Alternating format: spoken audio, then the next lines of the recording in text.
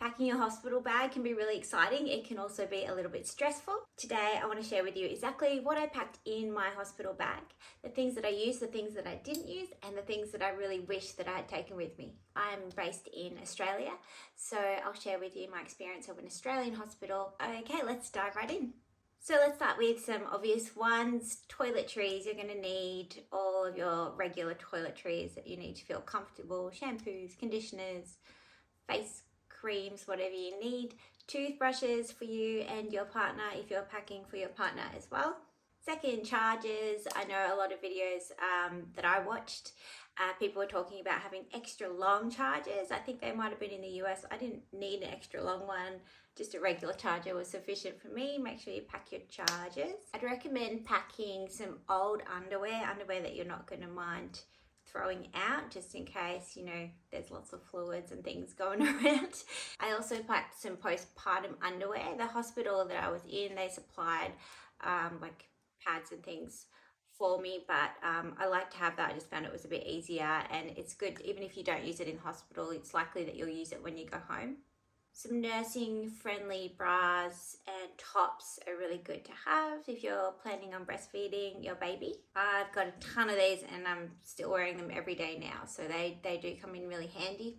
I also found that I had a zip up hoodie, and this was really good because you can just zip it up and down when you're breastfeeding, and there's always going to be a lot of people coming in and out, so if you're not comfortable, you know, having your boobs up and out all the time, then a hoodie or a robe is a good idea.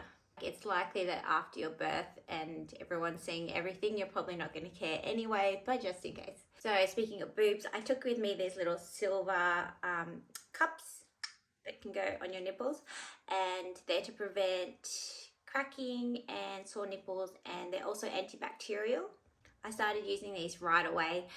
You pop a little bit of breast milk into them and you just put them in your bra when you're not nursing. Another thing I took with me and I'm still using every day is my little portable red light. So this is really good if you have to get up during the night and you don't want the blue lights that are going to wake you up fully. The one I've got has some different settings on it. You can put it on an automatic setting so that if you walk in front of it, it has a little sensor and it'll turn on. Or you can have it on all the time, which is what I generally do. A big water bottle is great to have. I have one of those ones that looks, you know, like a big jug, and it's got a straw coming out of it. That also makes it easier to drink when you're lying down. So it was my partner's job when I was in the active stage of my labor to come and give me my water bottle, and I was sort of hanging my head over the side and drinking it like that. I'd recommend just getting like the biggest one you can get, so that you don't have to worry about going and filling it up all the time. After your birth, it's likely that you're going to want to move around the hospital a little bit. So it's good to have slippers or something to put on your feet that you don't have to like bend over and put on, just something that you can slip on. As far as clothes go, anything really comfortable. Stretchy waistbands are really good. So any of your maternity clothes are probably really good. I really wasn't concerned about how I looked when I was in the hospital or when I was going home. So I didn't pack a special outfit for going home. I just wore my trackies and I can't even remember. Basically, whatever I was wearing in the hospital, something really comfortable. Also took with me like a button-up nightie, so just a short one. If you're planning on having an epidural, you will be catheterized, so that can make it a little bit easier to sort of access that. Having the buttons down the front makes it easier to nurse, so don't get something that's up high like that, otherwise you'll have to pull it all the way up if you're going to breastfeed. The hospital I was in actually provided clothes for your baby, but they're just sort of white standard things. So if you want something really cute, take those with you, just little singlets and onesies. I took some of the smaller sizes and then some of the second smaller sizes, so like 5/0s and 4/0s, I think. And I had Charlie in 4/0. She came out about just over 3 kilos. If there's any supplements that you take daily, I would recommend taking those with you as well. This is when your body really, really needs those vitamins and supplements to help you recover. So it's a good idea to take them with you. I packed some sort of energy bars and protein bars in my bag. Did actually end up eating all of these during the labor process. It's a good idea to take something that's just like easy to digest, something that you know you like, and that's not going to fill you up too much, but something that's just going to keep your energy levels up. I also took a little ice pack that can go into your undies. for afterwards to help cool the perineum. If you have an episiotomy or stitches, or even if you don't, it's a really good idea to get some ice down there. Again, the hospital that I was in, they provided ice packs, but I found just that they melted very quickly. And I used mine when I got home as well, so it's worth having one. The couple of things that I packed at the last minute was colostrum. I expressed heaps of colostrum. I wasn't sure if I'd need any or a lot, so I got as much as I could. If you're doing this, you're going to want to have them clearly labeled, the date that you expressed it on, and your name.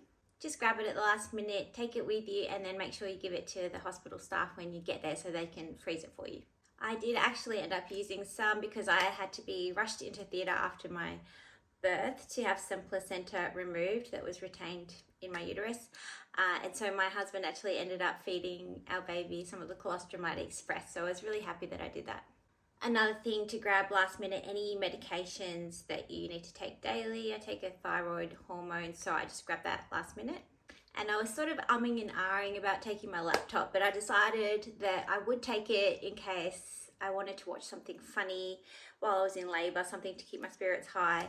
I ended up staying in hospital for about 5 days, so we did end up using the laptop just to watch TV shows really. Now onto the things that I took but I didn't end up using.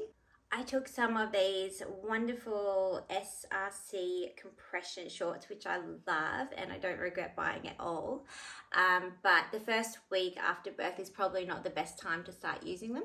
There was actually a physio that came around and she gave me a really sort of soft tubing that I could put over my stomach, which felt really nice. It kind of just draws everything in, but it's very gentle. When I got home, I started using the shorts and I wore them for weeks. They just feel really great to sort of suck everything back in.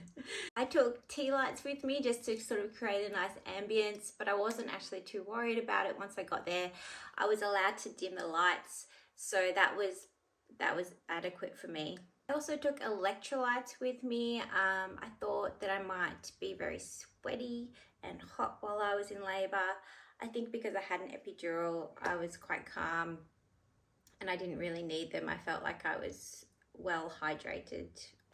One thing I took with me that I didn't use was a peri bottle. So there's little bottles that you can fill with water with like a special nozzle so you can spray up there and clean all of that area. I had a vaginal birth, but if I'd had a cesarean section, it might have been a different story. So I don't regret that I bought it, but I just didn't use it. I took a little portable speaker with me that I didn't end up using. I kind of wish that I did. I just didn't think about it when I was in labour. I was just kind of concentrating on the contractions. I think the TV was on in the end, which wasn't really a very special thing. Next time I would take it with me again and I would actually use it. Many videos that I watched, people were saying to take a little fan with you. Again, I was not hot at all during my labour. It might have been from the epidural. It might have been the temperature of the hospital. It was quite cool in there. I don't know, I didn't use it, but I do use it on my pram. So I also took these little nipple cooling pads, similar to like a little ice pack that you can pop in the fridge and put them on your nipples. I didn't feel like I needed them. The silver cups seemed to do the trick for me. And the one thing that I wish that I had was a nursing pillow.